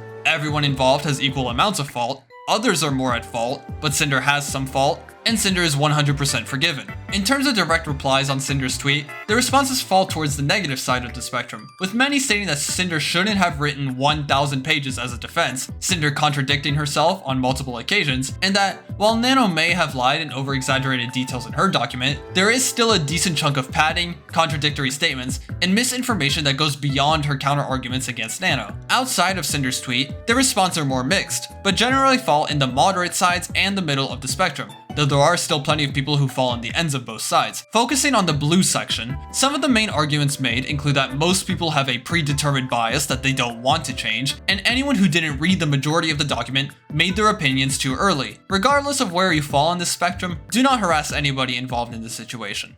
The context. On October 21st, 2025, a male VTuber by the name of KyanVT posted a now-deleted tweet that briefly discussed the revolving discourse around male VTubers and how they may or may not be overshadowed by female VTubers, where Kai stated that the same male VTubers who complain about being overshadowed are the same male VTubers who stay generic with the traditional e-boy persona. Kai would post a direct follow-up tweet where he states that those male VTubers who complain about not having an audience are obsessed with trying to garner female attention and are, quote, weird horny freaks. This would be met with general negativity, with many individuals calling Kai out for allegedly being misandrist, a person who is prejudicial against men, and pointing out the irony in his statement by showcasing thirst trap posts made by him. Though this would resolve itself fairly quickly, this would be one of many posts that helped kickstart the male VTuber discourse again, which fell in tangent to the ongoing discourse around male content creators in general, when Emiru, a female content creator, accused Miskiff of abuse and predatory behavior in and outside of their relationship of 7 years, to which a division in the community between those who believed Miskiff was guilty and those who believed Miskiff was innocent occurred. Bao's tweet. On October 26, 2025, indie VTuber Bao would make a post on Twitter where she warned smaller female content creators to stay away from larger male content creators who essentially love-bombed these smaller creators by showering them with attention. While Bao's message was generally taken as a valid, positive take in her replies, a fair amount of individuals found that her emphasis on the genders was a highly questionable and misandrous move, as the message comes off as generalizing male content creators in a negative way. This would cause a pretty big Twitter war, with those against Bao emphasizing that Bao should have made her message neutral by not emphasizing genders, and those supporting Bao stating that those who have an issue with Bao's message may be a part of the problem itself. This would have been a smaller controversy in general. However, Bao would make a brief statement on Twitch regarding the drama, where she essentially doubled down on her statement and called out those who had an issue with her message and called her a misandrist. This would be met with outlash from a decent portion of the VTubing community, with many being disappointed that Bao doubled down rather than apologizing for or even correcting her message to avoid generalization, and is choosing to deflect instead of taking accountability. One specific individual, Zelius, made a short video on Twitter where they even pointed out a message on Bao's Discord server where she designates Sinder's community as the ones speaking out against her. Shando's tweet. During the backlash of Bao's statement on Twitch, an individual by the name of FlockyVT would make a post calling out Bao, stating that, as a result of Bao's alleged honey traps, a manipulation technique that uses romantic or sexual relationships to obtain information or resources, Bao was able to stay successful as a VTuber, despite controversies in the past. A VTuber by the name of Shando would, in turn, call Flocky a groomer. This would spark massive controversy against Shando, as many believe that not only was this groomer claim unwarranted, but it was also ironic given that Shando was constantly accused of being a groomer herself in the past. Many would call her out for this reply, to which she would post an apology on October 30th, claiming that her statement was, quote, British humor, and that while she was numb to internet hate, she didn't realize that many others, quote, haven't really reached that point yet. She would apologize for fanning the flames and reiterates that she isn't a misandrist. The response was generally negative, as the idea of calling someone a groomer being British humor didn't really sit well with many people. It would also turn out that Shando would dig a deeper hole for herself, as she would reply to a comment where she apologized for, quote, saying the quiet part out loud, implying that she still stood by her original groomer comment and was in fact doubling down, to which many more individuals called her out on. As of this video, Shando's statements have been deleted, with screenshots acting as an archive of these statements. Flocky would also mention how Shando was apologizing to her fans rather than Flocky himself, as he would point out how one of Shando's replies implies that her apology wasn't warranted, and mentioned how Shando never reached out privately for any attempt at a direct apology. As of this video, the male VTuber and content creator discourse continues to be held, with the primary focus shifting towards predatory behavior and harassment from both male and female content creators. Bao and Shonda would continue to get criticism, so we'll see if anything new arises from either of them. As with all my previous videos, do not harass anybody involved in and outside of this video.